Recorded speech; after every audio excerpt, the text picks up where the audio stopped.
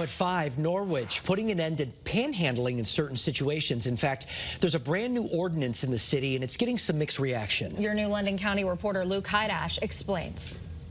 It may be cold, but for the less fortunate, they are still out on the streets, and some turn to panhandling to make ends meet. We have seen increase in flux of them. Norwich City Councilman Swaranjeet Singh Khalsa voted in favor of the ordinance.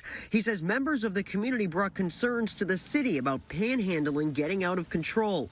In a 4-3 vote this week, panhandling is now prohibited where it's unsafe, specifically in the roadway, medians, or any place where a pedestrian is hazardous to traffic. I read it and I was horrified. I mean, it's really poorly written. Norman Gauthier has lived in Norwich for decades. He's against the plan, saying it targets the poor. It's harassment and getting them out of sight. They want them out of sight, back into the woods. There are exemptions for things like protests or fundraisers. That makes it even more unjust, as far as I'm concerned. It's just unfair, unjust, unnecessary, and poorly written. It's up to police officers here in the city to enforce this. It's not until the second time somebody's caught that they'll be punished.